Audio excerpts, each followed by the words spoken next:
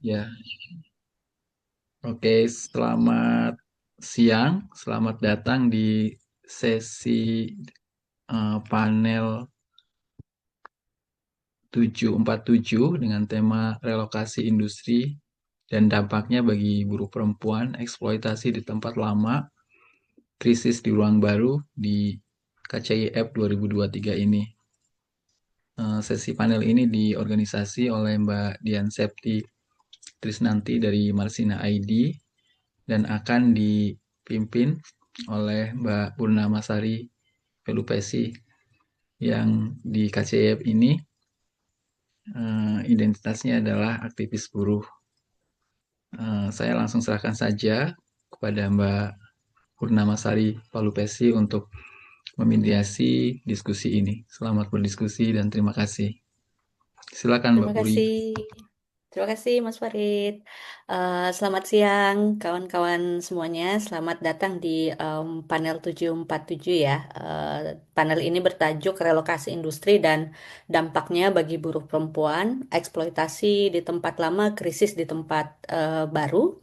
Sesi ini menjadi bagian dari Third Annual Kartini Conference on Indonesian Feminism yang bertema di antara badai krisis internal dan eksternal, masa depan feminisme dan aktivis feminis. Terima kasih kepada Mas Farid yang sudah tadi memulai rekaman. Perkenalkan, nama saya Purnamasari Pelupesi, saya adalah aktivis buruh yang bertugas sebagai chair pada sesi ini. Hari ini kita akan mendengarkan 4 presentasi ya. Yang pertama dari Dian Septi Trisnanti, beliau adalah seorang aktivis ya yang aktif di Marsina ID. Itu adalah sebuah media buruh perempuan yang didirikan tahun 2012 ya. Eh, Tahun 2016 menyutradarai beberapa mulai menyutradarai film Angka Menjadi Suara. Itu adalah film dokumenter dan ada buku juga yang dihasilkan oleh Dian, uh, Being Neglected, 10 Story of Pregnant Workers During the Pandemic, dan terakhir menyutradarai film dokumenter juga Silent Workers. Terakhir ada juga buku Nyanyi Suara Puan ya tentang penyintas pelecehan seksual gitu. Lalu yang kedua kita ada Mbak Tias Sri Wiyandani. Beliau juga adalah komisioner Purna Bakti dari Komnas Perempuan. Beliau awalnya adalah seorang buruh di Pancaprima Eka Brothers ya, betul ya Mbak Tias ya. Sejak 99, kemudian menjadi anggota Komite Pengawasan Ketenaga Kerjaan juga gitu ya di Kemenaker. Lalu ujian profesi advokat beliau juga berhasil lulus ya pada tahun 2020, dan juga sekarang di Universitas Pamulang gitu ya, aktif di Serikat, memimpin bipartit dan perundingan PKB juga gitu ya. Nah, lalu yang pembicara selanjutnya beliau adalah Amadela Andra sorry maaf ya, Dina Laida betul ya. Beliau adalah salah satu aktivis juga, sekarang bertugas di LBH Semarang gitu ya. Dan terakhir ada Aditya Pramandira, beliau juga bertugas di Walhi Jateng dan sekarang sedang eh, apa eh, juga bertugas di Universitas Katolik Sugia Pranata gitu ya. Mungkin untuk lanjut saja gitu ya. Kita akan mulai dari pembicara pertama kita, Dian Septi Trisnanti, yang akan menyampaikan paparannya yang berjudul Kekuatan Sunyi Daya Tahan Buruh Ibu dan Keluarga Pasca Relokasi Industri. Ini adalah studi kasus di KBN Cakung begitu. Saya akan bantu share screen ya, Mbak Dian sebentar. Jadi tidak apa-apa ya teman-teman ya. Biasanya ada kendala-kendala teknis gitu. Jadi coba saya juga, sebentar. Saya akan coba bantu. Oke, apakah sudah terlihat? Sudah. Ya, Baik. sudah. Eh, Baik, sebelum saya memberikan waktu ke Mbak Dian, jadi presentasinya masing-masing 15 menit ya maksimal. Saya akan berikan juga pengingat 3 menit sebelum waktu presentasi berakhir gitu. Dan nanti setelah semuanya selesai presentasi, kita akan ada sedikit apa ya catatan-catatan dari yang tadi sudah yang akan disampaikan oleh teman-teman pembicara di sini, lalu kemudian kita akan ada sesi tanya jawab gitu. Saya upayakan nanti semoga sesi tanya jawabnya bisa ada 2 sesi, tapi nanti kita cek lagi kembali waktunya ya. Silahkan Mbak Dian, saya oke, silakan Ya, waktu dan tempat. ya sebelumnya terima kasih untuk waktu dan tempatnya. Jadi ini adalah semacam refleksi gitu ya, penelitian saya di KBN Cakung, karena ya ini refleksi sepanjang 15 tahun mendirikan serikat pekerja, mengorganisir dan mendirikan serikat pekerja di kawasan Berikat Nusantara, Cakung. Next. Ya, mungkin untuk yang di Jakarta sudah mengenal ya tentang kawasan Berikat Nusantara Cakung yang didirikan pada tahun 1986. Dan ini merupakan strategi pemerintah di era 1980-an untuk industrialisasi yang berorientasi ekspor melalui peningkatan produksi untuk pasar global sehingga kemudian memang memproduksi brand-brand terkenal gitu ya. Jadi ini terikat dalam rantai pasok global yang juga terhubung dengan infrastruktur seperti jaringan transportasi, utilitas, dan logistik. Next. Nah, dukungan ini tuh memainkan peran penting gitu untuk kelancaran produksi dan distribusi melalui Pelabuhan Tanjung Priuk. Jadi memang KBN Cakung terhubung dengan terhubung dengan Pelabuhan Tanjung Priuk untuk logistik gitu ya, dan untuk kemajuan atau integritas gitu, keterhubungan ekonomi. Selain KBN Cakung, sebenarnya KBN ada KBN Marunda juga gitu, yang juga mayoritas adalah pabrik garmen dan juga pabrik lainnya. Tapi kalau untuk KBN Cakung memang mayoritas pabrik garmen. Kalau Marunda dia ada pabrik-pabrik jenis yang lain. Dan di KBN Cakung inilah diproduksi merek-merek global seperti Adidas, Nike, dan lain sebagainya. Next. Nah, sejak tahun 2012, sebenarnya sebelum 2012 sudah ada beberapa pabrik yang pindah gitu ya, secara semena-mena tutup gitu, buruh ditinggalkan begitu saja. Tetapi sejak 2012 itu mulai masif gitu, dan mereka investor itu pindah ke provinsi lain seperti Jawa Tengah, Jawa Barat, dan Jawa Timur dengan alasan kenaikan upah minimum dan maraknya aksi mogok. Kalau kemudian teman-teman mungkin yang bergerak di perburuhan tentu ingat bahwa dari tahun 2011 sampai 2015 itu adalah gelombang pemogokan menuntut kenaikan upah sekaligus juga eh, menolak kontrak gitu, status kontrak dengan metode aksi-aksi langsung. Nah, ini adalah foto dari pabrik-pabrik yang sekarang ditinggalkan oleh investor gitu. Jadi terabaikan dan memang pihak pengelola kawasan itu menyatakan bahwa yang sebelumnya orientasinya pabrik itu menjadi logistik. Next. Nah, mereka ini berpindah ke ruang geografi yang upahnya jauh lebih murah. Dan kalau kemudian kita mengikuti ya teori David Harvey tentang capital mobility, kapital itu berpindah ke ruang geografi yang baru, lahan yang lebih murah, upah yang lebih murah gitu ya, untuk kemudian mengembangkan kapitalnya gitu. Jadi pabrik ini pindah ke kawasan atau wilayah yang lebih murah. Dan kalau teman-teman tahu, Jawa Tengah itu adalah daerah yang upahnya paling rendah di Indonesia. Next. Dan itu untuk keuntungan yang jauh lebih melimpah.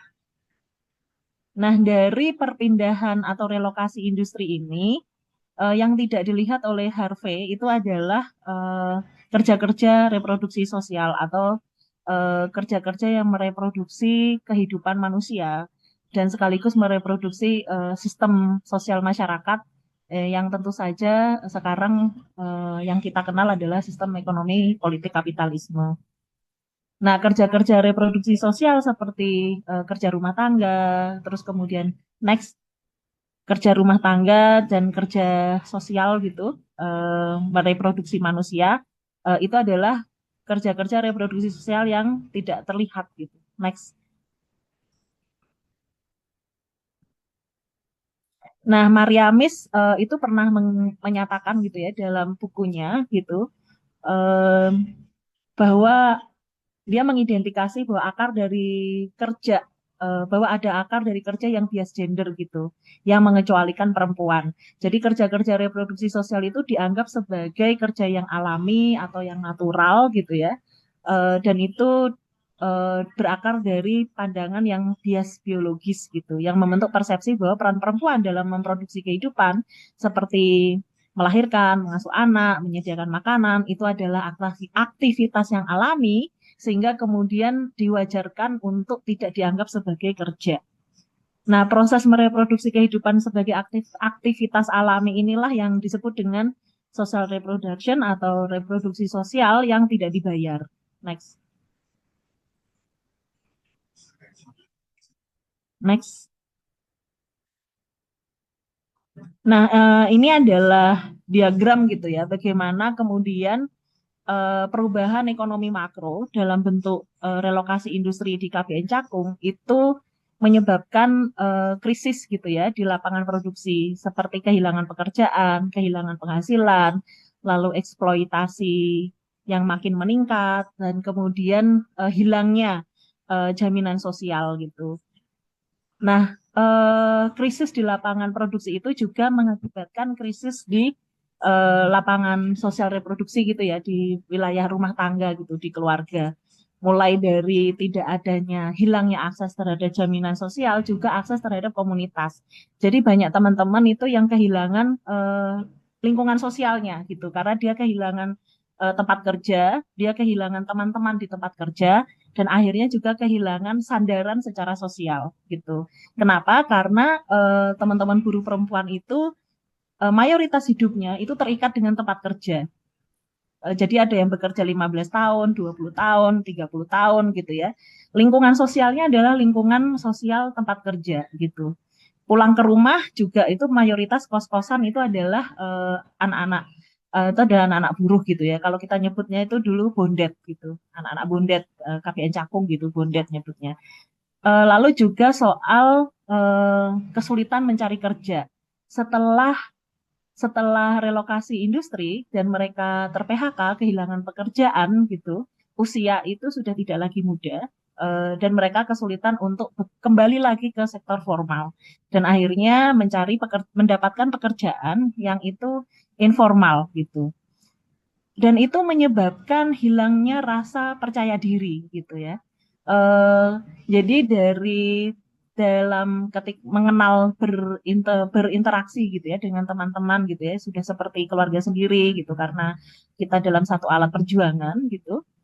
eh, Teman-teman buruh perempuan ini ketika memperoleh pekerjaan, lalu kemudian bisa menghasilkan uang untuk kemudian menafkahi keluarga, menjadi kepala keluarga dalam artian tulang punggung keluarga, mereka merasa berharga gitu, karena bisa menghasilkan uang dan kemudian menafkahi keluarga. Nah, ketika kehilangan pekerjaan, ada sesuatu yang hilang gitu ya, kepercayaan dirinya hilang gitu. Nah, di saat yang bersamaan kerja-kerja di rumah tangga gitu ya, kerja-kerja atau beban kerja rumah tangga untuk mengasuh anak, lalu kemudian menanggung pendidikan, kesehatan dan lain sebagainya, terutama salah satunya di masa pandemi gitu ya, itu menyebabkan itu overwork gitu, sudah di luar jangkauan manusia sebenarnya, kapasitas sebagai manusia. Dan itu menyebabkan krisis mental ya, mental issue gitu. Em, ada depresi di sana, ada stres yang tinggi di sana, dan itu berpengaruh terhadap hubungan dalam keluarga gitu. Hubungan yang mempengaruhi antara krisis hubungan antara ibu dan anak, krisis hubungan antara suami istri gitu ya. Ada yang berujung dengan perceraian, ada yang kemudian mengalami disintegrasi gitu ya. Eh, Keluarganya jadi nggak solid gitu. Tapi apakah sebelum sebelum relokasi itu keluarga sudah solid gitu, atau keluarganya baik-baik saja? Nggak juga gitu. Cuman ini krisisnya menjadi semakin lebih parah gitu. Nah, apa yang kemudian dilakukan oleh teman-teman buruh perempuan gitu ya, buruh ibu terutama, satu ada yang karena mereka mempunyai tergabung dalam serikat pekerja, maka kemudian serikat pekerja menjadi andalan, komunitas menjadi andalan, keluarga juga menjadi andalan gitu. Mau sebabak belur apapun, hal-hal terakhir yang bisa diandalkan adalah keluarga. Karena ketika tidak aktif dalam serikat pekerja, maka berkurang juga servis atau layanan yang diperoleh dari serikat pekerja. Misalkan untuk advokasi, untuk kemudian pertemanan, untuk kemudian saling bantu, ada juga yang membangun kooperasi. Lanjut. Nah, ini ada beberapa contoh kasus gitu ya, yang ya ini ada Komaria dan ada Ati gitu. Jadi yang dijadikan untuk wawancara in-depth gitu ya, yang saya observasi ada 15 orang gitu, 3 diantaranya adalah ibu dan anak gitu. Nah, Komaria ini adalah salah satu buruh perempuan yang bekerja di PT Hansolindo gitu. Mungkin dari sejak remaja, dia dari sejak muda gitu ya bekerja. Lalu kemudian dia terkena kanker payudara gitu. Tapi kemudian nekat nekat berangkat menjadi buruh migran di Singapura, lalu ketahuan gitu ya dan dipulangkan lagi gitu. Nah, sebelum menjadi buruh migran, dia sudah melamar kemana-mana gitu ya. Jadi 2016 itu setelah setelah tahun 2015 pabriknya pindah gitu ya, dia melamar kemana-mana di KBN Cakung tapi ditolak gitu karena dianggap terlalu tua. Waktu itu usianya 36 tahun, juga karena dia adalah aktivis serikat buruh, pihak perusahaan itu menelusuri rekam jejaknya. Jadi setelah diketahui bahwa sebelumnya adalah pimpinan serikat di tingkat perusahaan, maka kemudian tidak diterima bekerja. Ada Ati yang kemudian juga akhirnya menjadi buruh konveksi. Konveksi itu adalah eh, garmen ya, tapi rumahan gitu ya, pekerja rumahan, garmen kecil gitu. Dia itu sejak 93 sudah bekerja di KBN Cakung, ya, tapi kemudian karena pindah dia nggak mendapatkan jaminan sosial, tidak ada pesangon, eh, dan tidak ada yang tersisa gitu. Jadi kalau teman-teman lihat di Eh, BPJS itu dia menyampaikan 3 menit lagi ya, dia menyampaikan iya. kalau apa namanya kurang kalau di BPJS itu menyampaikan bahwa BPJS itu adalah untuk pekerja formal gitu. Next.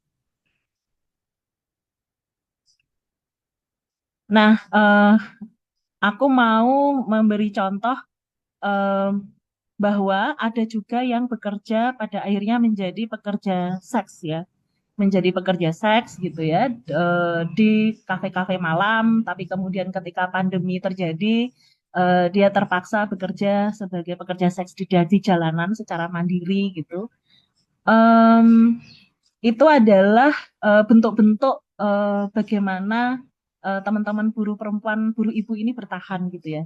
Eh, Pedang bermata duanya adalah eh, kan peran sebagai ibu, peran sebagai pencari nafkah utama, peran sebagai satu-satunya pilar dalam memperkerja perawatan, itu satu sisi menjadi strategi untuk bertahan hidup. Sisi yang lain itu memperkuat eh, bias biologis tadi gitu ya, bahwa kerja-kerja perawatan itu adalah kerja-kerjanya perempuan dan karena itu tidak dihargai dan karena itu tidak dibayar eh, karena itu adalah gak dianggap kerja yang alamiah gitu. Karena itu maka kemudian yang terpenting adalah bagaimana serikat pekerja itu menjadi lebih inklusif gitu ya dan punya perspektif gender, mengedepankan penguatan kepemimpinan buruh perempuan itu yang nomor satu gitu. Jadi serikat pekerja penting untuk mentransformasi diri itu secara terus-menerus gitu ya, untuk beradaptasi dan juga lebih inklusif gitu. Yang untuk meringankan beban kerja perempuan dan menjadikan kerja-kerja reproduksi sosial adalah kerja-kerja milik masyarakat gitu ya, kerja sosial masyarakat gitu. Yang kedua, peran negara. Kalau kita ingat, negara itu mempunyai kebijakan jaminan kerja gitu ya, jaminan kehilangan pekerjaan. Tetapi itu tidak efektif karena syaratnya adalah harus mengiur selama 1 tahun berturut-turut. Dan teman-teman ini rata-rata adalah pekerja kontrak. Kenapa? Karena sejak di dalam pabrik itu sudah terjadi informalisasi dalam bentuk fleksibilitas tenaga kerja. Lalu yang ketiga adalah penguatan koperasi dan lain sebagainya. Tetapi yang terpenting adalah bagaimana kita itu menekan negara atau pemerintah untuk bertanggung jawab atas kerja-kerja reproduksi sosial, pengakuan dan Oke. juga memberikan jaminan perlindungan. Ya, itu saja. Terima kasih. Oke, baik. Terima kasih Mbak Dian. Ini menarik ya. Tadi saya sempat mencatat bahwa ada relokasi gitu ya dari tempat di mana rantai pasok global itu ada gitu ya dari kawasan-kawasan tadi.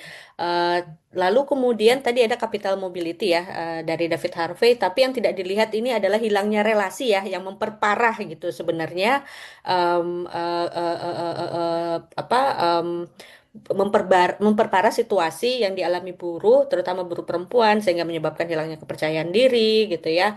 Lalu kemudian kesehatan mental. Namun di sisi lain peran ibu ini menjadi pisau bermata dua ya sebenarnya Mbak Dian ya. Jadi yang pertama dia bisa memperkuat gitu ya sebagai apa cara mereka untuk bertahan hidup gitu ya dengan kerja-kerja perawatan, tapi di sisi lain ini menjadi bias gender dan peran organisasi terutama Serikat Buruh ini penting ya untuk melihat peran ini dan bagaimana menguatkan dan menjadi bagian dari perjuangan serikat buruh. Terima kasih Mbak Dian. Saya mau lanjut dulu ke pembicara kedua kita, ada Tiasri Wiandani. Judul presentasinya analisis gender dan relokasi industri dan dampaknya terhadap buruh perempuan. Terima kasih sekali lagi Mbak Dian. Silakan Mbak Tias. Ya, terima kasih Mbak Kori aja ya kemarin. Iya, Ya, terima kasih sebentar ya. Dian juga tadi sudah presentasi pertama. Saya dibantu share screen. Ya, Sudah terlihat? sudah. Terima kasih. Berkaitan dengan relokasi industri dan tentang perspektif gender dan HAM ini kita melihat banyak kemunduran kebijakan yang dilakukan oleh pemerintah dengan tata kelola ketenaga kerjaannya. Karena cara pandangnya adalah bagaimana menciptakan sistem investasi dan berdampak pada fleksibilitas pasar tenaga kerja. Sehingga kita bisa lihat begitu menurunnya data status pekerja dengan status karyawan tetap. Sekarang itu kebanyakan udah kontrak dan outsourcing, di mana mereka memiliki fleksibilitas status kerja dan tidak adanya jaminan kepastian kerja.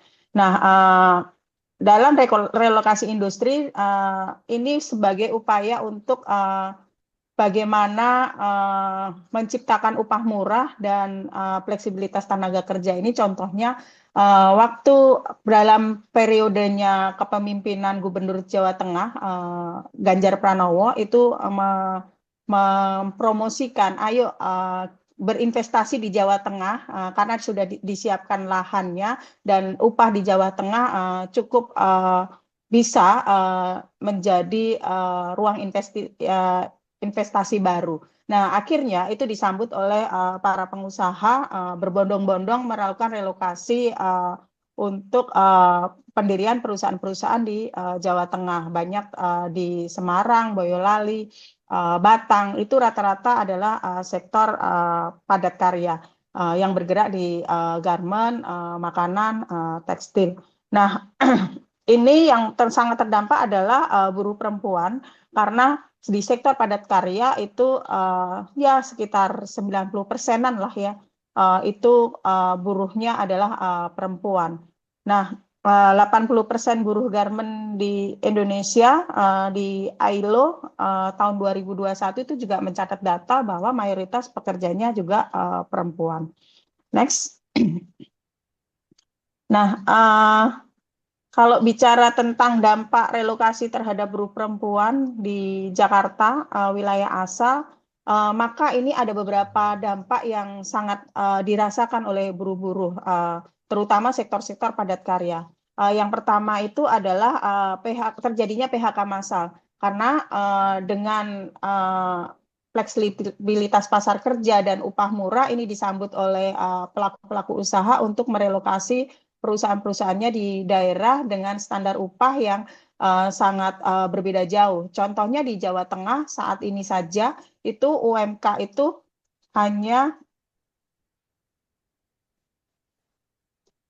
sekitar 2,2-2,4, sedangkan di Jakarta itu sudah hampir 5 atau ada yang 5 lebih. Sehingga perbandingan upah ini sangat menguntungkan sektor investasi dan pengusaha untuk sektor-sektor padat karya.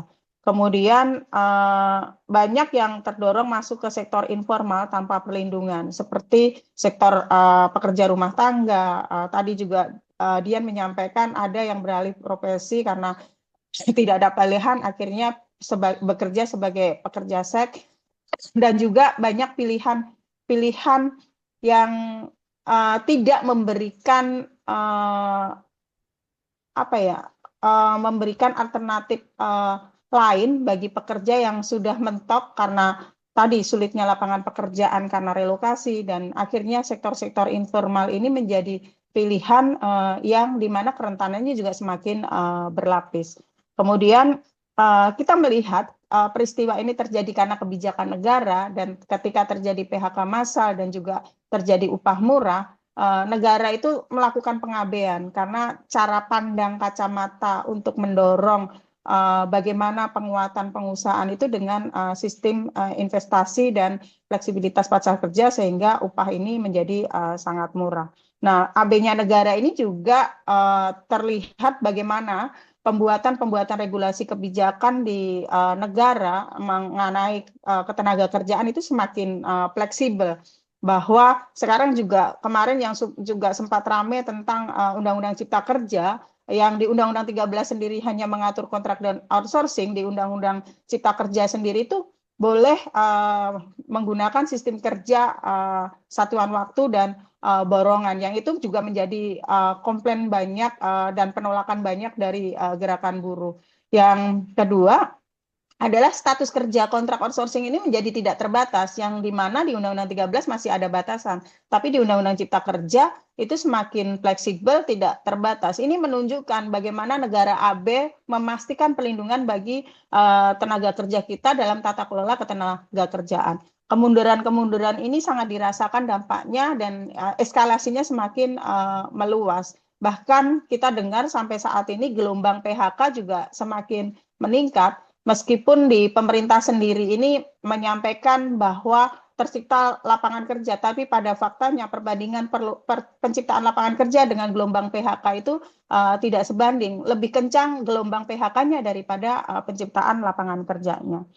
Nah, dalam catatan HAM, kita melihat bagaimana ini sebagai pengabaian yang berdampak pada pelanggaran terhadap hak asasi manusia, di mana semestinya negara memberikan jaminan kepastian untuk kelayakan kerja atau kerja layak, tetapi dengan regulasi-regulasi kebijakan yang sangat fleksibel ini, dengan kemunduran-kemunduran tata kelola ketenaga kerjaan ini, maka ada pelanggaran dalam pasal 23 DUHAM, Konvensi ILO nomor 122, di mana pengabaian atas pekerjaan layak ini sudah terang benderang terbukti dengan status kerja yang sangat fleksibel dan juga tidak terbendungnya gelombang-gelombang PHK yang sangat massal.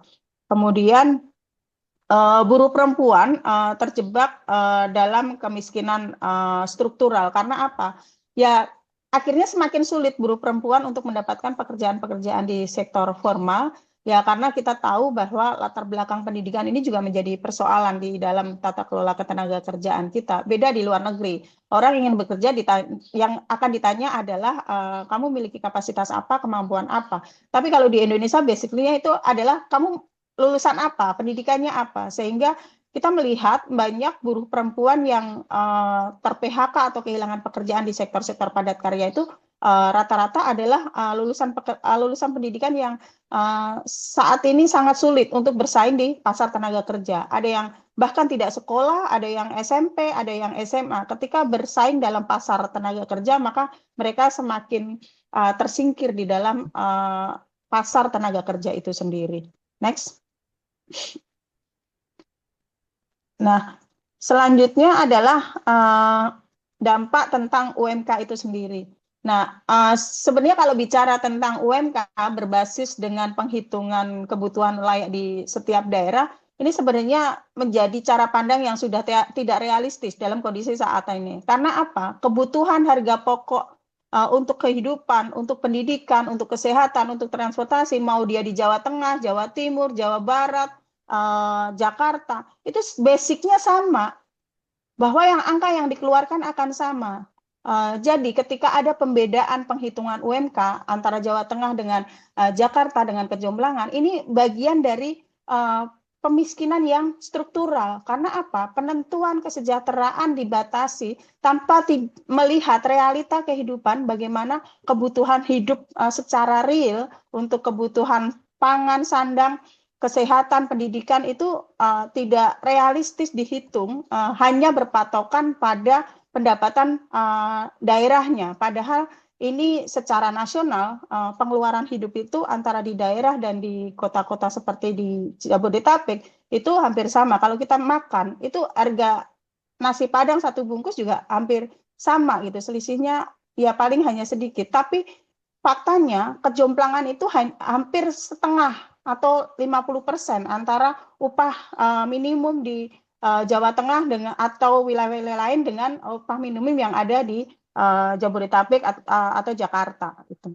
Kemudian tadi juga kebutuhan hidup layak juga sudah saya jelaskan dampaknya. Kemudian praktek kerja eksploitatif, kontrak jangka pendek, outsourcing, union busting, ini akhirnya berdampak bagaimana ketika orang tidak memiliki kepastian kerja, bekerja dalam ketakutan, tekanan, takut tidak diperpanjang kontraknya, takut kehilangan pekerjaannya, sehingga potensi-potensi pelanggaran ini sangat besar. Dan ini dialami oleh mayoritas buruh perempuan yang ada di sektor-sektor perusahaan garment. Contohnya, bagaimana pelanggaran jam kerja, bagaimana lembur tidak dibayar, bagaimana sanksi target yang dibebankan kepada pekerja, sampai sekarang ini semakin masif terjadi karena tadi buruh dalam situasi dia tidak punya kepastian kerja, kerentanan kehilangan pekerjaan sewaktu-waktu ketika dia tidak menurut apa yang menjadi perintah perusahaan ataupun perintah leadernya untuk melakukan pekerjaan-pekerjaan yang di luar batas waktu jam kerja dan juga di luar job desk kerjanya, sehingga ini juga menjadi pelanggaran yang terjadi sehingga dampak-dampak ini semakin muncul masif.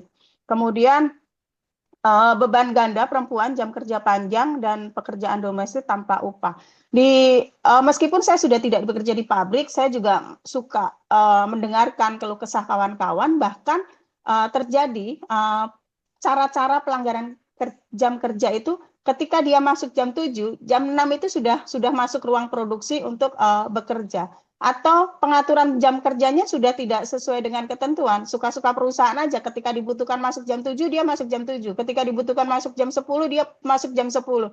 Jadi kepastian tentang ketentuan waktu kerja ini juga sudah menjadi ruang-ruang pelanggaran yang dilakukan oleh perusahaan. Sehingga ketidakpastian jam kerja ini berdampak pada beban ganda bagi perempuan sebagai pekerja. Akhirnya bagaimana pola-pola dia bekerja di rumah sebelum berangkat dan juga setelah pulang itu menjadi beban pekerjaan tambahan yang ini memang dirasakan oleh buruh perempuan. Kemudian kita melihat kalau dari tentang kebutuhan hidup layak, pelanggaran jam kerja, ini juga kita melihat dari kacamata tentang upah itu juga melanggar ketentuan Konvensi ILO 100, di mana kesetaraan upah dan juga anti diskriminasi itu masih terjadi pada saat ini. Kemudian perempuan diposisikan sebagai tenaga kerja murah dan patuh oleh korporasi atau perusahaan atau pengusahanya, yang tadi di mana tenaga kerja murah itu tidak hanya upahnya yang murah, tetapi ketika terjadi pelanggaran-pelanggaran jam kerja, hak atas upah lemburnya itu juga tidak dibayarkan, sehingga ini masuk ke dalam kategori pelanggaran-pelanggaran hak asasi manusia. Selanjutnya, tentang analisis gender dan HAM, slide selanjutnya.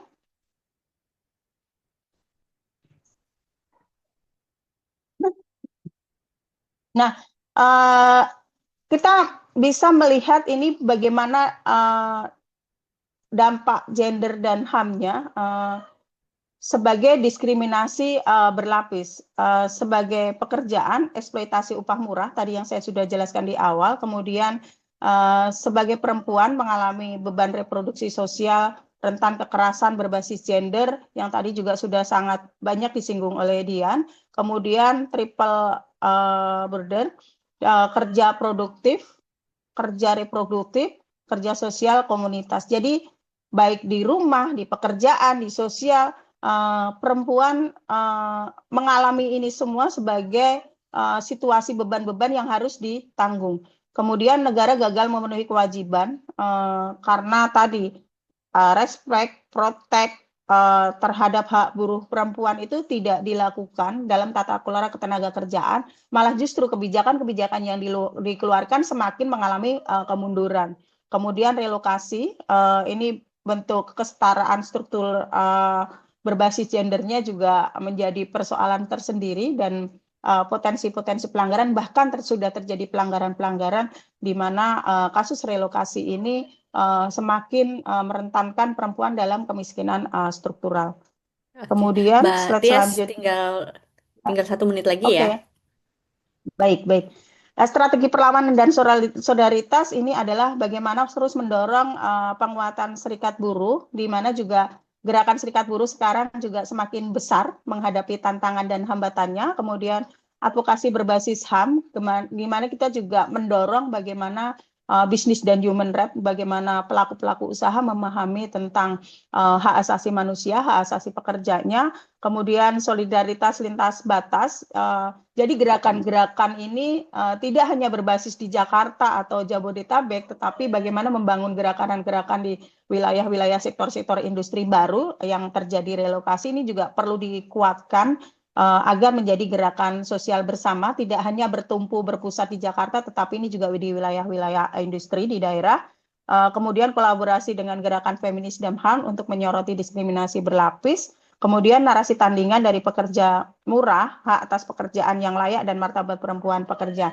Meskipun ini terus kita lakukan dan tidak mudah, memang ini kita membutuhkan kolaborasi yang sangat luar biasa, solidaritas yang sangat biasa karena kemasipan pemerintah dalam membuat kebijakan dengan mengabaikan beberapa perlindungan, bahkan pengabaian terhadap hak asasi manusia ini menjadi tantangan terbesar di dalam proses-proses konsolidasi gerakan dan advokasi kebijakan. Oke. Kemudian kesimpulannya itu kita bicara tentang relokasi, dampaknya tadi sudah saya jelaskan di awal, kemudian dampak dari relokasi juga terjadinya pemiskinan, diskriminasi, pelanggaran HAM karena kampanyenya upah murah, kemudian perlawanan buruh perempuan harus menggabungkan analisa gender, HAM, dan solidaritas lintas wilayah, kemudian tujuannya adalah untuk keadilan ekonomi, sosial, dan gender. Itu Mbak Kori dari saya, terima kasih. Baik, terima kasih banyak Mbak Tias. Ini menarik juga tadi ya. Tadi juga sempat disinggung bahwa akibat relokasi kan sebenarnya muncul fleksibilitas kerja ya, Mbak Tias, sehingga dampaknya ada PHK massal gitu ya. Dan kita lihat tadi juga dijelaskan tentang perbandingan upah gitu ya. Dan ada faktor-faktor lain yang memperparah situasi dialami buruh perempuan termasuk pendidikan gitu ya. Lalu eksploitasi berlapis dan bagaimana tadi penguatan serikat buruh ya, solidaritas dan bersama-sama dengan gerakan feminis untuk menggalang kekuatan untuk mengakhiri eksploitasi ini. Terima kasih Mbak Tias.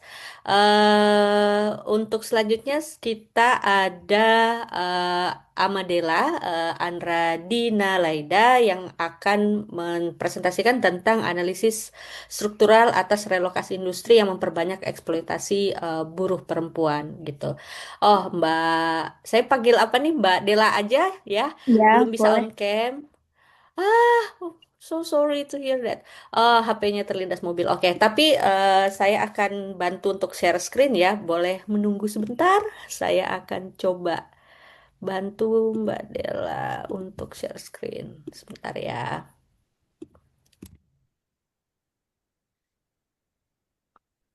Oke,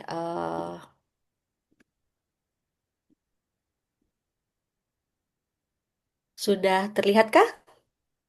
Ya, sudah terlihat. Oke, silahkan dimulai. Waktunya 15 menit ya, Mbak Dela. Oke, terima kasih Kak. Sebelumnya perkenalkan teman-teman, aku Amadela dari Lembaga Bantuan Hukum Semarang.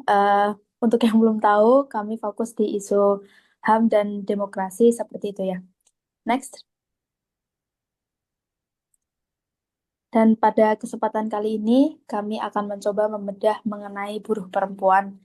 Temuan kami dalam advokasi buruh perempuan di Pantura, Jawa Tengah. Tapi sebelum itu, aku ingin menjelaskan latar belakang industri Pantura di Jawa Tengah dari segi sejarah awal dan juga era modern. Seperti yang kita tahu gitu ya, Pantura pesisir itu seringkali menjadi daerah perdagangan penting di masa kerajaan dan kolonial seperti itu ya. Kota-kotanya seperti Jepara, Demak, Pekalongan, dan Semarang menjadi pusat pelabuhan, perdagangan rempah, dan sebagainya. Di masa kerajaan dan kolonial itu pula, Belanda mendirikan infrastruktur pelabuhan, perkebunan, serta industri-industri. Kemudian pada awal abad 20, mulai berkembang pula industri gula, batik Pekalongan, dan rokok kretek di Kudus yang sangat berkembang pusat. Pada akhirnya, jalur Pantura memiliki peran yang sangat strategis dengan pembangunan jalan raya Daindeles dari Anyar sampai Panarukan yang menghubungkan pusat-pusat ekonomi. Kemudian di era modern dan industrialisasi pada tahun 1960-an sampai sekarang, muncul industri seperti tekstil, kemudian Jepara terkenal dengan kayu, Kudus dengan rokok, dan sebagainya. Kemudian pada tahun 2000-an ada Pelabuhan Tanjung Emas yang saat ini menjadi simbol utama perdagangan. Kemudian industri berkembang lebih masif, kemudian ada pabrik garmen, makanan, minuman dari Rembang dan Pati, kemudian tambak udang, kemudian ada juga PLTU untuk mendukung industrialisasi di Pantura, Jawa Tengah, dan sebagainya. Yang membuat Pantura jadi koridor ekonomi penting di Jawa, selain tol Trans Jawa Tengah yang mempercepat distribusi. Lalu, mengapa kami menyoroti buruh perempuan seperti itu ya? Yang pertama alasannya adalah karena dominasi pekerja perempuan dalam beberapa industri informal, yang mana industri informal seperti sebelumnya yang dikatakan lebih didominasi oleh perempuan karena adanya anggapan tugas domestik itu melekat pada perempuan sehingga ketika mereka bekerja informal, mereka tetap bisa mengerjakan pekerjaan domestik dan juga menghasilkan uang seperti itu. Yang kedua, yang pasti karena ada kerentanan ganda, dan sekarang saya juga percaya kalau bukan cuma double burden, tapi triple burden ya dari kapitalis, domestik kerja, perampasan ruang, dan sebagainya seperti itu. Kemudian juga karena perempuan salah satu orang yang lebih terdampak pada perubahan sosial budaya di Pantura, salah satunya karena akses air bersih seperti itu. Kemudian soal kerusakan lingkungan yang lebih berat, tadi soal sanitasi, dan juga karena per hari ini kami menganggap kebijakan perlindungan terhadap buruh, terutama buruh perempuan, belum dapat memenuhi kebutuhan perempuan itu sendiri. Next. Oke. Nah, kemudian kami melihat begitu ya, seharusnya ada 3 elemen hak atas pekerjaan yang layak, yaitu yang pertama adalah akses terhadap pekerjaan, yakni setiap orang yang ingin bekerja harus memiliki akses dan diarahkan pada full employment gitu ya. Kemudian yang kedua adalah bebas dari kerja paksa sesuai dengan Konvensi ILO nomor 29 tahun 1930. Dan yang ketiga adalah job security atau kepastian kerja, yakni hubungan kerja yang rigid, bukan fleksibel. Next.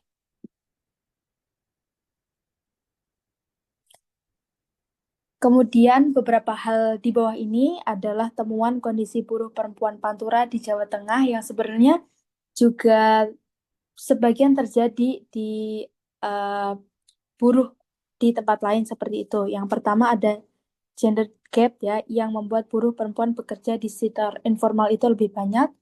Yang kedua tentu beban ganda. Yang ketiga adalah beban ekologis yang tidak dibayar ketika buruh Pantura di Jawa Tengah memiliki kerusakan alat transportasi yang lebih sering karena terkena banjirop, tapi itu enggak diberikan kompensasi oleh pihak perusahaan. Kemudian adalah upah yang belum layak, kemudian adalah perlindungan dari diskriminasi dan kekerasan yang hingga hari ini kami masih menemukan dan ikut memperparah kondisi buruh perempuan. Kemudian adanya normalisasi pelanggaran dari pihak yang berwenang seperti Dinas Tenaga Kerja Kota atau Kabupaten dan Dinas Tenaga Kerja bagian Provinsi Jawa Tengah itu sendiri yang menormalisasi soal hak-hak yang didapat.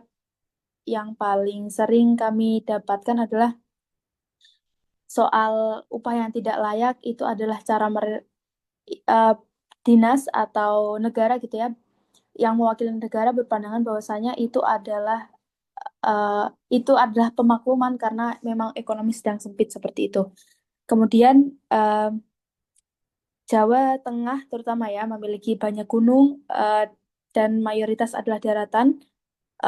Adanya relokasi industri ini juga ikut menghilangkan budaya agraris gitu ya. Terlihat di pesisir Pantura Jawa Tengah sekarang menurut keterangan warga sekitar 10-20 kilometer wilayah daratan gitu ya, itu sudah terendam air seperti itu. Kemudian adalah soal badai PHK yang terjadi di Jawa Tengah gitu ya. Jadi orang-orang pada relokasi nih ke industrinya ke Jawa Tengah, tapi sebenarnya Jawa Tengah sendiri juga mengalami badai PHK. Terhitung dari Januari sampai Februari 2025, di Jawa Tengah terdapat PHK sebesar 10.677 orang. Kemudian pada Januari 2025 lalu, ini flashback ya, itu ada 10.995 orang di Jawa Tengah. Kemudian di tahun 2024 itu ada sekitar 11.252 orang gitu. Jadi orang-orang berharap upah murah, tapi pengusaha mikir upah murah gitu ya, tapi di sisi lain pekerja justru mengalami badai PHK yang besar-besaran seperti itu. Mungkin bisa next. Nah, menurut kami seperti itu, fleksibilitas pasar kerja adalah sebagai masalah utama gitu. Adapun yang pertama soal fleksibilitas hubungan kerja, yang mana merekrut buruh saat butuh, buang saat tidak butuh, atau banyak protes. Kemudian ada fleksibilitas organisasional, yaitu buruh bekerja terombang-ambing, yakni melalui sistem outsourcing, putting out sistem pada pekerja rumahan, dan sebagainya. Kemudian ada fleksibilitas waktu kerja, yakni kerja paruh waktu atau lembur gitu ya. Kemudian ada fleksibilitas upah sesuai dengan kondisi pasar, bukan untuk meningkatkan kesejahteraan buruh, seperti yang tadi sempat disinggung juga ya. Bahkan buruh produsen baju merek global seperti Nike itu nggak pernah bisa membeli baju itu gitu. Terus yang selanjutnya adalah fleksibilitas lokasi kerja, yakni relokasi industri sangat mudah, foodless industry, dan race to the bottom. Next.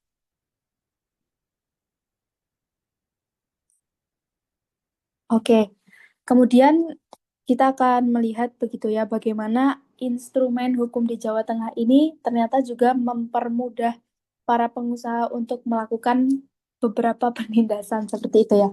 Yang pertama itu ada peraturan daerah provinsi tentang penyelenggaraan ketenaga kerjaan gitu ya. Yang mana mereka materi pokoknya mencakup kesempatan dan pelakuan yang sama, perencanaan tenaga kerja, produktivitas, pelatihan, dan potensi fleksibilitasnya ada pada pelatihan dan pemagangan, kemudian adalah pengaturan penempatan tenaga kerja dan hubungan kerja dan penggunaan tenaga kerja asing juga diatur yang membuka kemungkinan pengusaha menggunakan tenaga asing jika memenuhi kebutuhan. Kemudian ada soal Perda RT/RW ini yang akan membuat perampasan lahan gitu ya di Jawa Tengah ini juga ikut masif gitu ya, sehingga orang-orang yang tadinya bekerja sebagai petani kemudian nelayan, itu mereka akan tergeser karena pengaturan tata ruang yang direvisi dalam Perda ini, seperti itu. Mungkin bisa next.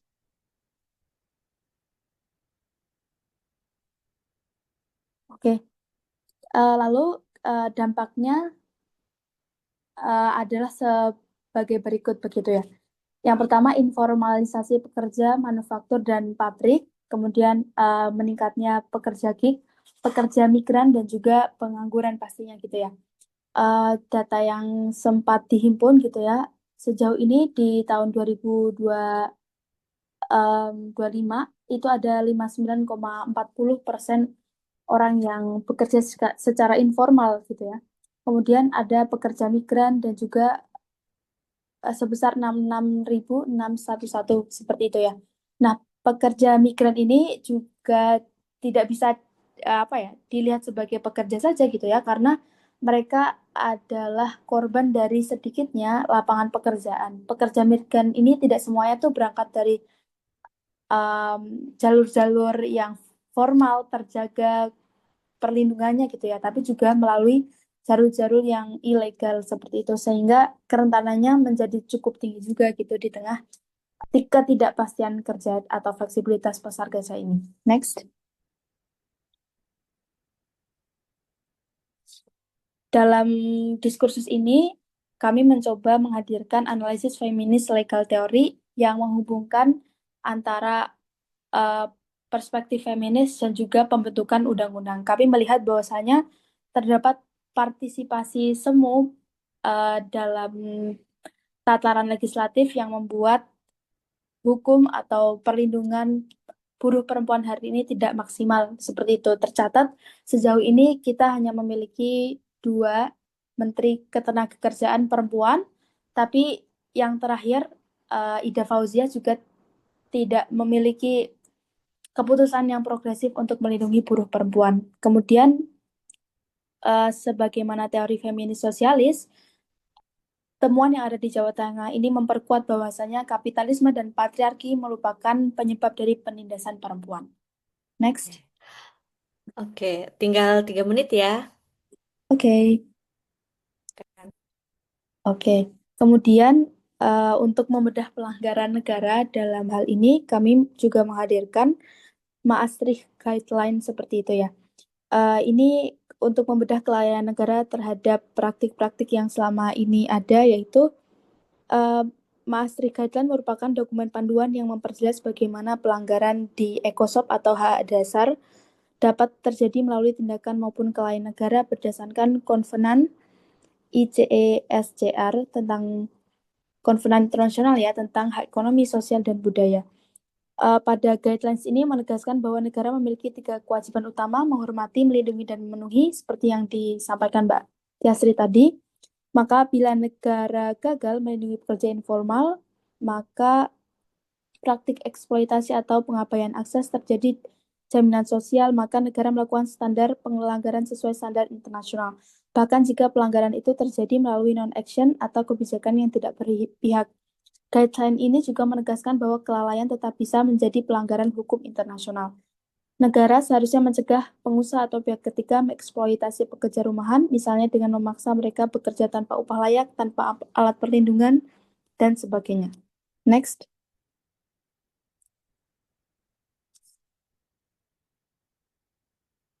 Oke.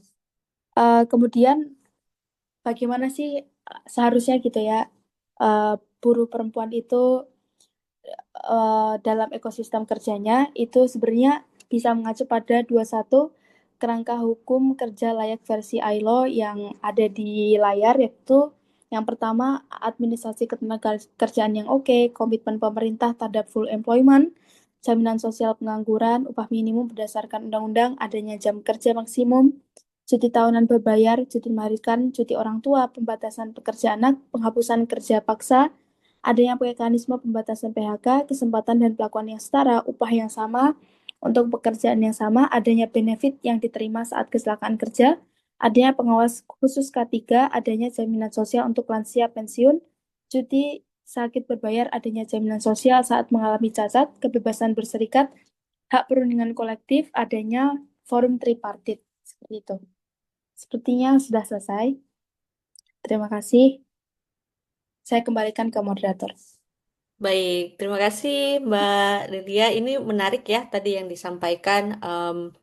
Sepertinya memperlengkapi tadi yang disampaikan juga oleh dua pembicara sebelumnya. Jadi jalur Pantura ini kan memang terkenal dengan sejarah perdagangan ekonominya ya, seperti tadi yang disampaikan. Lalu kemudian tadi ada temuan-temuan beban ekologis, terutama ya tadi yang sempat saya notice gitu ya, ternyata yang tidak dibayar gitu ya, dan itu dialami oleh buruh perempuan gitu.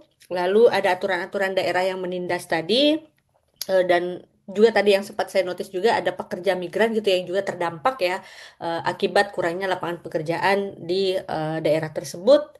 Lalu ada partisipasi semu sebenarnya di mana tidak dilibatkan ya dalam pembuatan peraturan, terutama peraturan-peraturan di daerah, sehingga kemudian juga muncul pelanggaran-pelanggaran negara ya. Dan terakhir bagaimana kemudian kerangka hukum kerja dari ILO tadi itu juga sebenarnya bisa dijadikan panduan untuk apa ya, melihat gitu ya bagaimana pemenuhan hak-hak terhadap buruh terutama buruh perempuan ini terjadi di Pantura tadi gitu ya. Terima kasih sekali lagi Mbak Dela. Mungkin saya akan lanjut ke pembicara keempat tapi sepertinya beliau tidak hadir ya, Mbak Dian. Iya, tidak tidak membalas. Heeh, Coba nanti ya ditunggu atau nggak mungkin apa-apa. kalau ada PowerPoint nanti bisa menyusul dan bisa kita bagikan sih. Baik, baik. Terima kasih Mbak Dian. Tadi kita sudah sampai selesai ya pada sesi presentasi oleh teman-teman pembicara. Nah, sekarang kita akan masuk ke tanya jawab teman-teman. Jadi teman-teman yang hadir di sini juga, terutama juga pembicara juga bisa bertanya ya, gitu ya. Satu sama lain gitu dan teman-teman yang hadir di sini juga bisa bertanya. Mungkin pertanyaannya padat, singkat ya dan jelas dan ditujukan kepada siapa. Saya akan mulai sesi ini dengan ada pertanyaan nih untuk ke Mbak dari Mbak Maulida untuk ke Mbak Dela ya. Kak, apakah hal ini yang banyak membuat masyarakat Indonesia akhirnya pergi bekerja ke luar negeri untuk gaji yang jelas, walaupun tidak semua di sana mendapatkan nasib yang bagus? Dan bagaimana menurut Mbak Dela tentang pemerintah yang memaklumi gaji yang sedikit sebagai faktor ekonomi yang menurun? Terima kasih banyak. Silahkan saya langsung ke Mbak Dela. Mungkin teman-teman yang lain juga nanti bisa melengkapi ya, teman-teman pembicara. Silakan. Oke, terima kasih atas pertanyaannya Mbak Maulida. Menurut saya benar ya, karena tidak ada lapangan pekerjaan dan janji 19 juta lapangan pekerjaan itu sebenarnya hanya bagian dari omon-omon negara, karena emang kenyataannya nggak ada, akhirnya mereka sebenarnya bukan cuma memilih bekerja ke luar negeri, tapi asal bekerja gitu. Em, Sebenarnya eh, dalam proses dalam kerja atau dalam advokasi LBH Semarang, kami juga sempat mendampingi tidak pidana perdagangan orang, scammer. Jadi dia bekerja untuk menipu orang lain gitu. Nah, di tengah ketidakadaan lapangan pekerja ini kan orang jadi yang penting kerja gitu. Nah, tawara apa ya kekosongan itu dimanfaatkan oleh para penipu gitu ya untuk menawarkan kerja-kerja yang terlihat oke gitu ya, menjanjikan akan gaji 9 juta dan sebagainya gitu. Tapi padahal mereka akhirnya bekerja, ada yang bekerja di Indonesia dan ada bekerja juga di luar negeri. Mereka dipekerjakan menjadi penipu seperti itu. Nah, di kasus LBH gitu ya, TPPO scammer gitu ya, pidana perdagangan scammer di Kamboja kalau nggak salah ya. Em, Mereka diminta menjadi operator judol gitu ya. Kemudian harus sehari itu punya target orang yang tertipu tuh sekian gitu ya. Kemudian kalau misalnya nggak sesuai target, mereka bisa bekerja 18 jam, kemudian makan nggak cukup, kalau sakit belum tentu apa ya, diurusin kayak gitu. Jadi bekerja di luar negeri iya gitu, tapi setelah bekerja di luar negeri itu juga uh, mereka mengalami penindasan yang lebih luar biasa lagi kayak gitu ya. gitu. Hmm, jadi intinya aku pengen menekankan sih ketidakadaan lapangan pekerja ini bukan cuma ngebuat orang pergi ke luar negeri, tapi juga ngebuat orang bekerja apapun yang ada di depan mata meskipun itu membahayakan kayak gitu. Terus gimana sih menurut aku tentang pemerintah yang memaklumi gaji yang sedikit sebagai faktor ekonomi yang menurun gitu?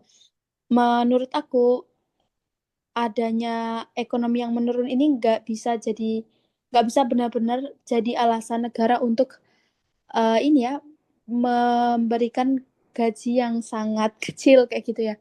Karena ini salah satu menurut kami gitu ya, itu salah satu tanda negara itu nggak punya kerangka atau political will yang bagus gitu. Maksudnya gimana gitu?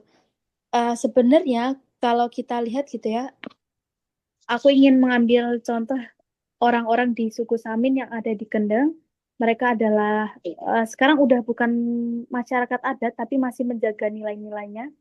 Mereka itu eh, aku melihat salah satu tokoh itu memiliki anak banyak gitu ya. Tapi beliau masih bisa tuh hidup layak, kemudian punya mobil gitu ya. Nah, setelah aku lihat-lihat gitu ya, mereka suku Samin gitu ya, mereka tuh punya sistem sosial yang mana mereka tuh nggak kerja di sekolah negeri.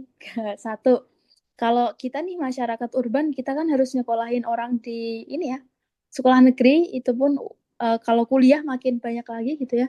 Satu pertama itu. Terus yang kedua, aktivitas pekerjaan mereka itu adalah berkebun gitu. Jadi sejak kecil mereka sekolah di rumah dan udah mulai ngebantu orang tuanya itu berkebun seperti itu. Jadi meskipun nggak sepenuhnya, tapi mereka tuh punya tingkat kerentanan terhadap kapitalis yang lebih rendah gitu. Maksudnya apa gitu? Sebenarnya tanpa hadirnya industrialisasi, masyarakat itu udah, terutama masyarakat adat ya, udah tahu cara untuk eh, apa ya, mensejahterakan hidupnya kayak gitu ya. Jadi ini nggak bisa dipandang untuk apa ya, memaklumi faktor ekonomi yang menurun, karena menurunnya ekonomi itu sebenarnya juga dikarenakan kebijakan dan keputusan negara yang nggak oke dan nggak berpihak ya kepada masyarakat. Satu lagi aku ingin mencontohkan di pesisir Pantura yang aku sebutkan tadi gitu ya. Orang-orang bilang kalau 10 tahun yang lalu 10 kilometer dari rumah mereka tuh masih daratan, masih sawah yang sangat hijau, perkebunan, tapi sekarang udah bener-bener tenggelam air gitu. Kalau kita menghitung gitu ya, valuasi ekonomi dari penenggelaman tanah itu sebenarnya nggak ada apa-apanya kayak gitu. Sangat jauh kayak gitu. Nah, tapi tadi tuh negara mencoba apa ya, membangun industri-industri modern, hal-hal yang modern itu dengan anggapan bisa meningkatkan kesejahteraan dan sebagainya. Nah, oleh karena itu mungkin beberapa orang tuh ada yang bilang gitu, mungkin kita harus degrowth gitu ya. Uh, Perkembangan tuh nggak selalu oke gitu, bisa jadi kita tuh memilih untuk nggak berkembang itu juga oke gitu. Mungkin itu sih, kalau ada salah mungkin bisa ditambahin teman-teman yang lainnya seperti itu. Baik, terima kasih Mbak Dela. Menarik ya.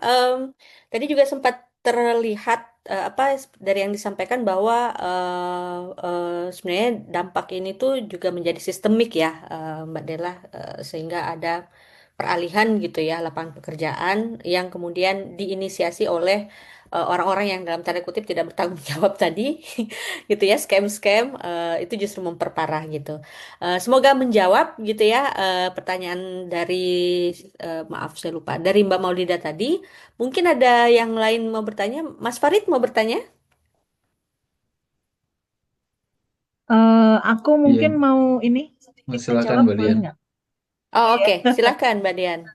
Boleh, boleh. Ya, mungkin aku akan menjawab dalam menjelaskan dalam perspektif relokasi industri ya. Karena memang di Jakarta, di KBN Cakung misalkan, sebagian memilih untuk menjadi pekerja migran. Jadi ketika terjadi migrasi atau terjadi capital mobility atau kapital itu berpindah ke ruang yang baru, maka itu juga diikuti dengan labor mobility atau perpindahan pekerja gitu.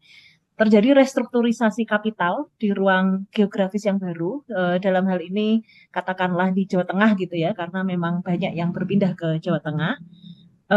Lalu terjadi juga restrukturisasi kelas pekerja gitu di ruang yang baru di Jawa Tengah dan di ruang-ruang yang lain gitu, yang mana buruh butuh untuk bertahan hidup gitu.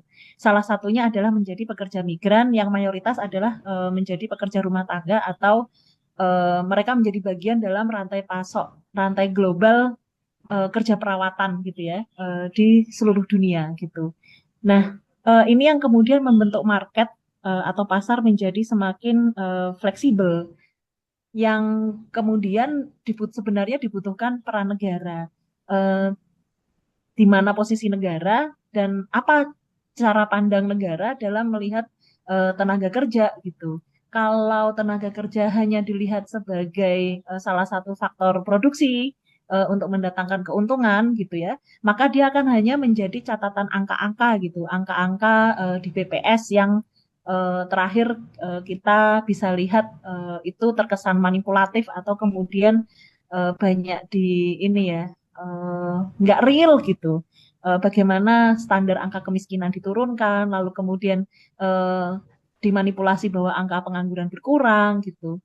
Nah, sebenarnya kan masyarakat kita termasuk terutama perempuan itu kan tidak pernah menganggur gitu. Ada beban-beban kerja yang dilakukan tetapi itu tidak dilihat sebagai kerja. Misalkan nelayan perempuan tidak dilihat sebagai pekerja.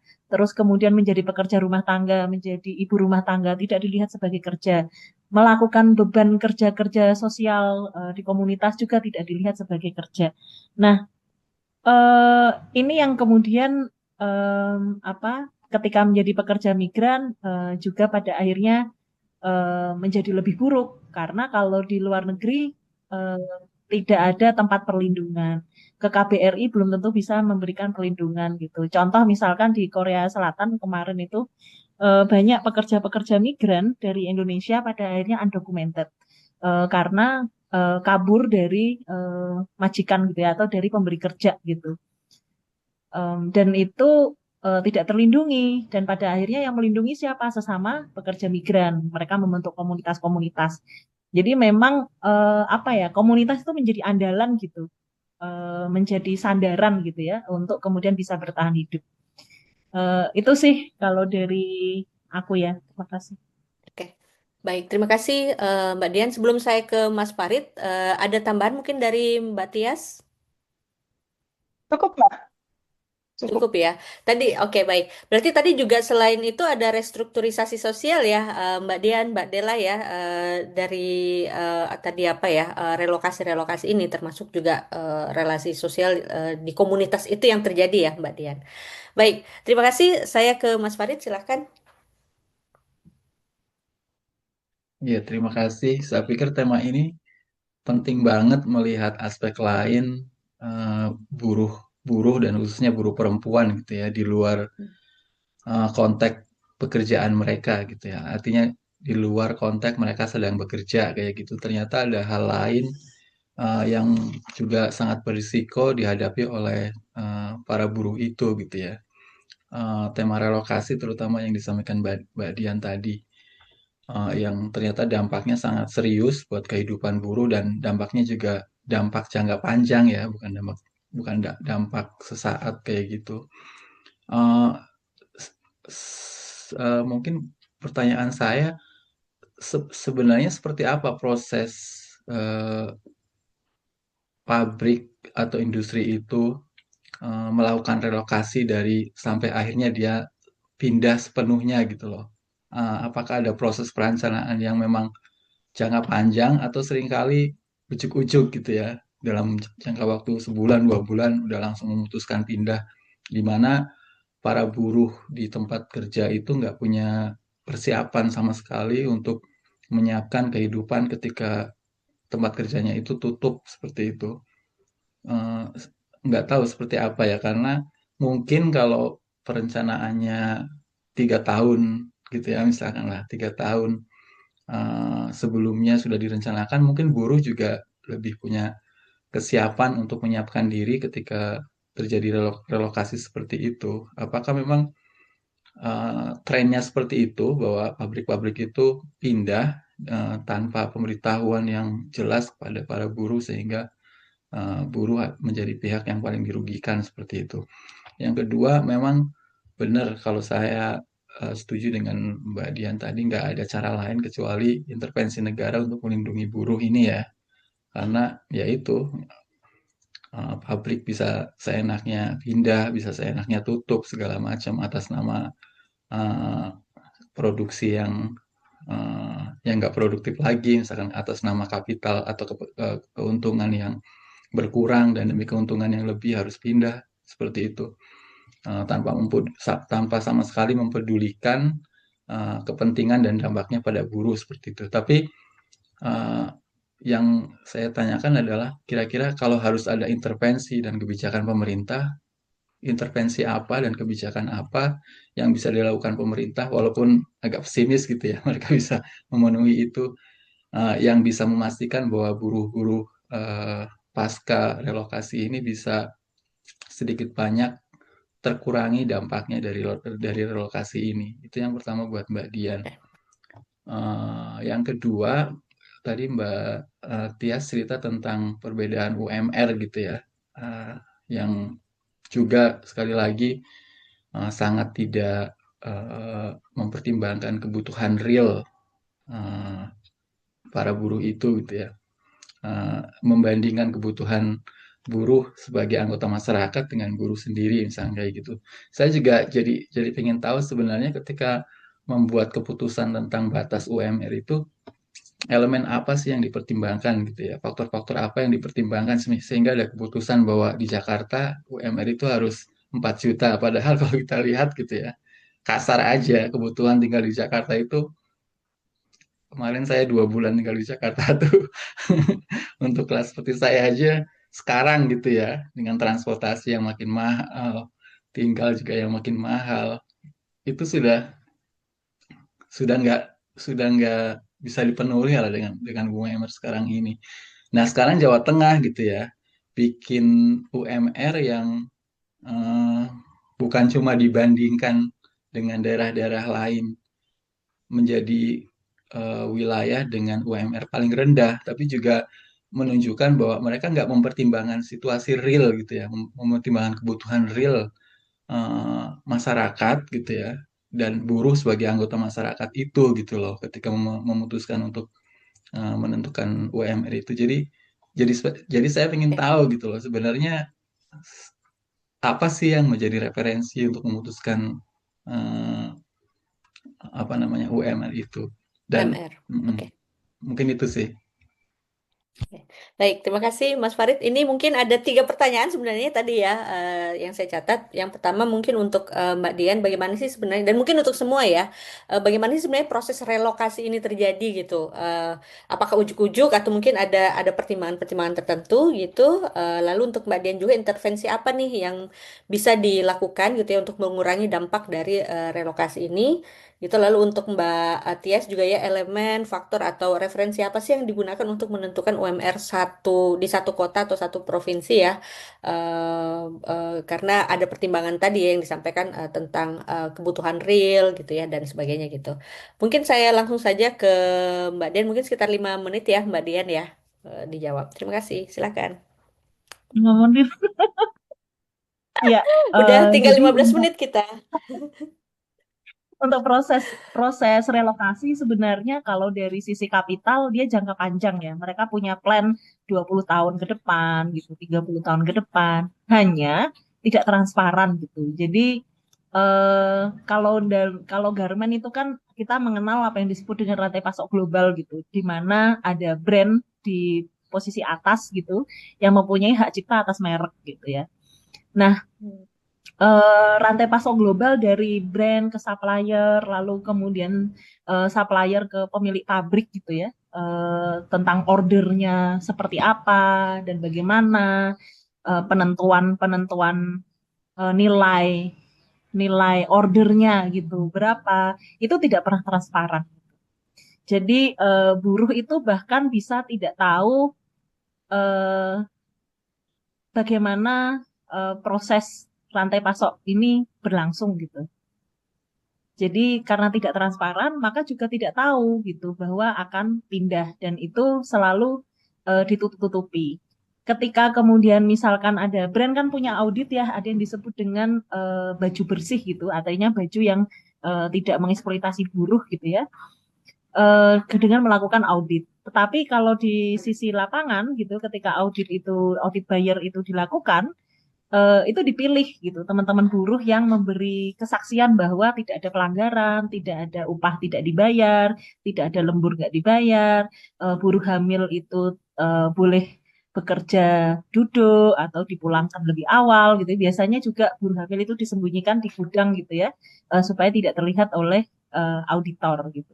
Nah, apakah sebenarnya brand itu tahu atau tidak tahu? Lebih lebih tepatnya adalah tidak terlalu peduli gitu karena brand tentu saja peduli pada image dan peduli kepada pada profit gitu ya. Dan seringkali brand dianggap bukan pemberi kerja, bagian pemberi kerja, sehingga kemudian tidak mau bertanggung jawab.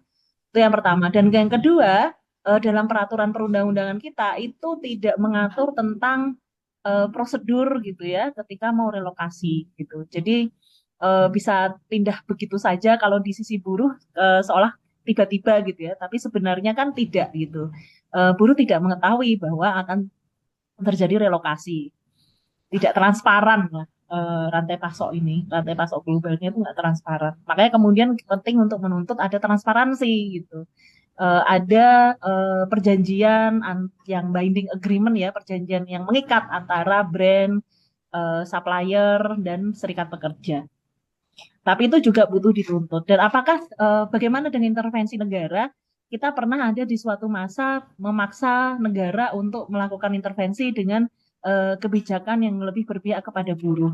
Itu bukan suatu hal yang diminta baik-baik gitu ya. Itu dilakukan lewat protes yang mengganggu kenyamanan penguasa gitu. Jadi kalau misalkan sekarang banyak yang bilang oh harus santun gitu ya, terus ibu yang jilbab pink itu kalau melakukan protes nggak boleh maki-maki, justru malah penguasa harus dimaki-maki supaya mau mendengar gitu. Dan gerakan buruh sudah mengawalinya dari tahun 2010 sampai tahun 2015 ketika kami melakukan mogok nasional, terus kemudian grebek pabrik, aksi-aksi langsung. Hanya dengan aksi langsung kontrak itu bisa dihapus dan langsung menjadi buruh tetap. Bahkan buruh yang bekerja 2 hari itu bisa jadi buruh tetap. Upah di sana 45% itu bukan karena apa namanya waktu itu Jokowi jadi gubernur yang baik hati gitu. Upah naik 45% karena kita melakukan aksi mogok gitu. Bagaimana Tias itu memimpin pemogokan di Tangerang, terus kemudian kami juga memimpin pemogokan di Jakarta gitu. Memang bentuk-bentuknya harus seperti itu karena negara itu wajahnya sudah sangat kapital. Jadi intervensinya seperti itu dan intervensi itu bisa didesak kalau serikat buruhnya kuat gitu, kalau gerakan sosialnya kuat, sehingga penting untuk menjaga demokrasi.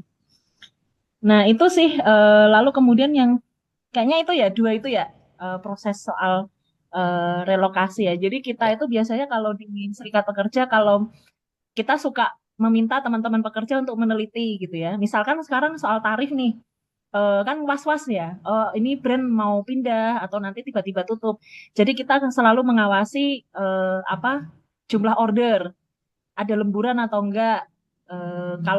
Kalau kemudian sedang turun ordernya, hati-hati nih. Terus kemudian ada nggak mesin-mesin itu mulai diberes-beresi, diangkut-angkutin gitu. Jadi kita mulai colong-colongan tuh dengan perusahaan. Itu kalau buruh berserikat mungkin punya tradisi seperti itu. Tapi bagaimana dengan buruh yang tidak berserikat bisa jadi tidak punya clue atau tidak punya pemikiran sampai sejauh itu.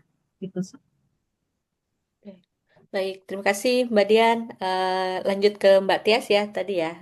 2 pertanyaan dari Mas Farid, silakan. Iya, terima kasih Mas Farid.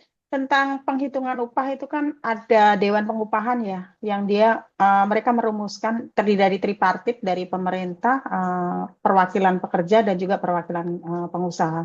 Nah, di dalam perumusan KHL ini sebenarnya kita perlu melakukan kritik terhadap Dewan Pengupahan karena di dalam perumusan penghitungan upah itu yang menjadi penghitungan dasarnya itu lebih banyak ke quantity daripada kualitas.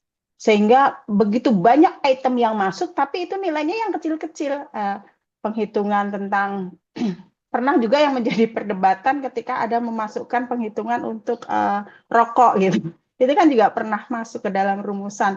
Tapi tidak melihat bagaimana KHL ini menjadi fondasi untuk memastikan upah layak dan bisa diberlakukan untuk semua wilayah, karena basis kehidupan kita itu kan standarnya sama ya. Kalau bicara tentang kebutuhan hidup layak, itu pertama tentang kebutuhan hidup dasarnya adalah kebutuhan pokok, kemudian untuk sandang pangan, kemudian juga ada kebutuhan tempat tinggal, kemudian ada kebutuhan kesehatan, ada kebutuhan pendidikan, yang sebenarnya di semua wilayah ini persoalannya sama. Ketika tidak ada upah yang layak, maka kemiskinan akan terus terjadi di semua wilayah. Sehingga kritik kita adalah bagaimana mendorong rumusan KHL itu menempatkan kualitas dari penghitungan itu berdasarkan tentang kebutuhan pokok, bahan pokok, bahan pangan, sandang, kemudian pendidikan, kesehatan. Ini menjadi patokan untuk penghitungan, sehingga ini akan berlaku nasional. Jadi tidak ada kejomplangan upah di dalam pelaksanaan kebutuhan hidup layak melalui upah minimum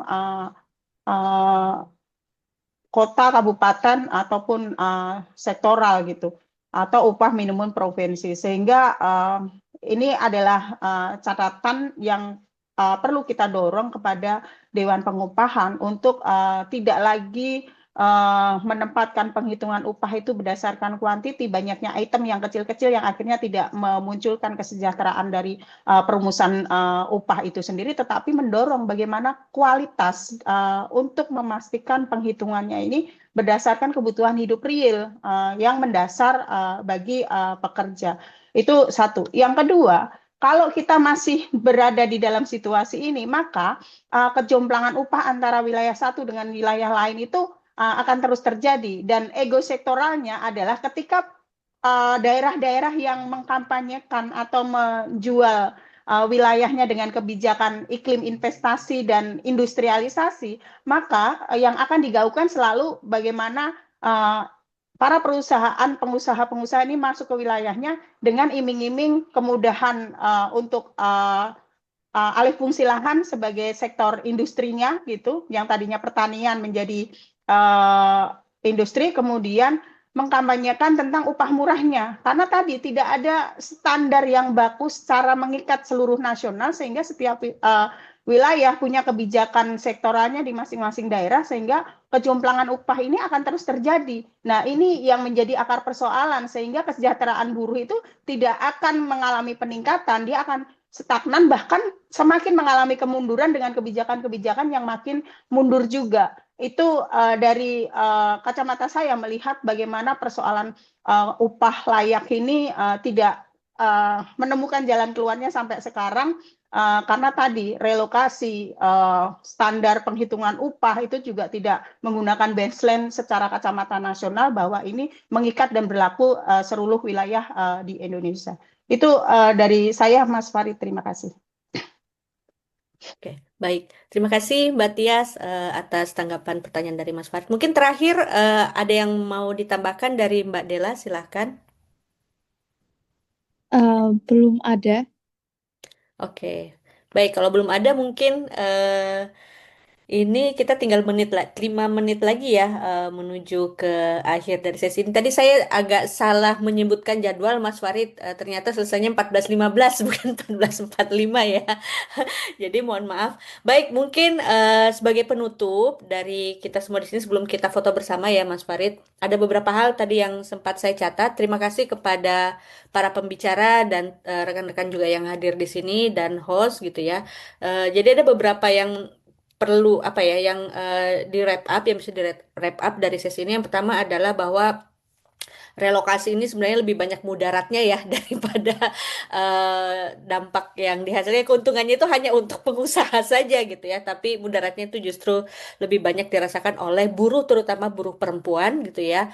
Mereka mengalami penindasan, terutama soal hilangnya relasi tadi. Jadi ada 3 relasi. Yang pertama relasi kapitalnya tadi ya, dari kapitalisme gitu ya, relasi sosial gitu ya juga hilang gitu, dan yang terakhir adalah relasi apa ya, relasi modal gitu ya, yang hilang gitu. Lalu tadi juga ada catatan lain gitu bahwa ternyata bagaimana sebenarnya analisis gender ini berperan kuat dalam melihat faktor-faktor yang yang menyebabkan terjadinya penindasan terhadap buruh perempuan gitu, dari sektor pendidikan juga tadi ya sempat dikupas dari kacamata feminis, dari kacamata apa modal sosial gitu ya, dan bagaimana tadi feminist legal theory juga memperkuat gitu ya, bagaimana sebenarnya proses advokasi ini gitu. Dan yang terakhir mungkin apa ya, faktor-faktor yang bisa mendukung gitu ya tercapainya eh, hilangnya penindasan gitu ya terhadap buruh perempuan ini gitu. Meskipun ini kalau tadi Mbak Dian bilang ini jangka panjang ya Mbak Dian ya, tidak dalam setahun 2 tahun, karena tadi juga disampaikan bahwa dari 2010 itu sudah terjadi gitu ya banyak pemogokan-pemogokan sampai dengan sekarang. Yang mungkin dibutuhkan adalah penguatan-penguatan yang lebih lagi gitu. Lalu bagaimana mengajak sektor-sektor lain, terutama tadi sektor apa, teman-teman di gerakan perempuan gitu ya, dan seterusnya gitu. Dan bagaimana kita semua yang ada di sini juga bisa menjadi penyambung gitu ya untuk menyiarkan bahwa situasi-situasi seperti ini nih tidak akan selesai tanpa ada campur tangan dari kita sebagai manusia dan perempuan gitu, untuk apa, menghilangkan kekerasan yang dialami oleh pekerja perempuan, terutama juga dari negara gitu ya, karena negara ini yang paling bertanggung jawab sebenarnya untuk menghilangkan kekerasan ini, dan bagaimana memastikan keterpenuhan hak gitu ya dari warga negara terutama pekerja begitu. Baik, itu saja mungkin yang bisa kita simpulkan ya secara umum dari sesi kita ini. Lebih kurangnya mohon dimaafkan gitu ya. Saya kembalikan ke Mas Farid. Terima kasih. Saya mundur. Sampai jumpa lagi. Mas Farid, silahkan. Ya, terima kasih Mbak Puri, dan juga teman-teman presenter, Mbak Dian, Mbak Tias, Mbak Dela ya.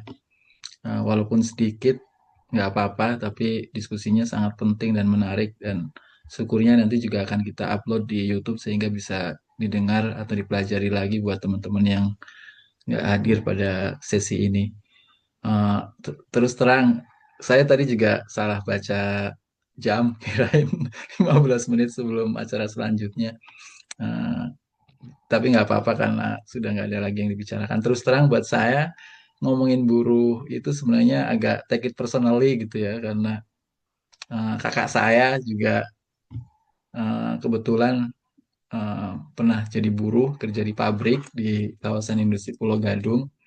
Sepupu-sepupu saya juga jadi bagian dari mobilisasi eh, buruh ya. Mereka dari kampung ke Jakarta tahun 90-an. Eh, dan ya tadi penekanan bahwa ada efek jangka panjang dari menjadi buruh itu menjadi semakin penting setelah saya mendengar cerita ini kayak gitu, dan itu bukan cuma cerita yang di luar kehidupan saya, tapi saya melihat langsung kehidupan kakak saya, eh, apa namanya, sibling atau sepupu-sepupu saya yang pada masa itu jadi buruh hampir 30 tahun, meski akhirnya kemudian memutuskan untuk nggak lagi meneruskan bekerja sebagai buruh itu. Lebih baik gitu ya, artinya lepas dari eksploitasi saat bekerja, walaupun kehidupan sekarang juga masih seperti itulah. Jadi terima kasih banyak Mbak Dian untuk membawa topik khusus ini. Eh, dan saya yakin akan sangat bermanfaat, dan semoga bisa ada yang tertarik untuk mempelajarinya gitu ya, untuk mendengarkan lagi diskusi ini setelah acara KCIF ini selesai.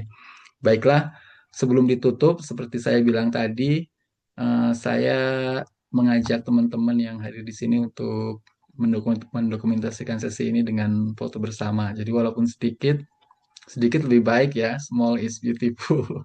Silakan teman-teman yang mau buka kamera. Mbak Mia udah buka kamera walaupun belum mandi seminggu. Ibu Rosita, Bang Marwan, ayo dong walaupun munculnya udah di akhir. Ada lagi yang mau foto? Mbak Asma tadi mau foto nggak? Maaf, nggak bisa on cam Mas Farid. Maaf, tapi Aduh, terima kasih sekali semuanya. iya nggak apa-apa Mbak Asma. Oke, saya hitung 1, 2, 3 ya. 1, 2, 3. Sekali lagi buat backup. Oh ini ada lagi Mbak Endah. 1, 2, 3. Ya, sekali lagi terima kasih Mbak Puri, Mbak Tias, Mbak Dian, Mbak Dela. Semangat selalu ya. Perjuangan masih panjang apalagi sekarang. This is the time we need it the most gitu loh untuk perjuangan Yes, buruh. The most indeed, Mas. challenging. Iya, The most challenging the era. most challenging. Sekali lagi deh fotonya soalnya ini ada Bang Marwan Iya, baru ya. muncul wajahnya. Ayo Wan. 1, 2, Semakin 3. diadvokasi persoalannya semakin banyak muncul ini. Itu dia. Nggak habis-habis ya. Iya, dan Iya, masalahnya malah nambah terus. iya ketika kita bikin advokasi, si musuhnya juga makin Aduh. bikin posisi menguatkan diri kan. Jadi nggak bisa Double. habis-habis. Konsolidasinya makin keras mereka. Iya, tapi jangan nyerah lah, jangan menyerah. Si Ibu Bu Saskia semalam juga bilang kayak gitu, masalah Iya, makin berat, Iya. tapi justru itu. iya bener. Ya, sekali lagi terima Dan kasih. nggak usah santun. Protes-protes Nggak aja, nggak usah santun. nggak usah santun. Kemarin di diskusi buku juga ada pembicara yang bilang, ini saatnya feminis, gerakan buruh, gerakan sosial justru harus makin berisik kayak gitu. Harus makin Yes. militan. Setuju. Ya, masalahnya pengen sih militan, tapi Iya. kekuatannya juga begitu. Sekarang tuh kayaknya yang sopan-sopan nggak dianggap udah. Iya, ya pokoknya Oke. berisik tapi tetap tanpa kekerasan. Sekali lagi terima kasih, salam Iya. sehat selalu, sampai ketemu di sesi selanjutnya. Saya tutup di sini Sampai ya. jumpa. Sampai Sampai jumpa. jumpa. Terima Sampai jumpa. kasih. Terima kasih. Terima kasih.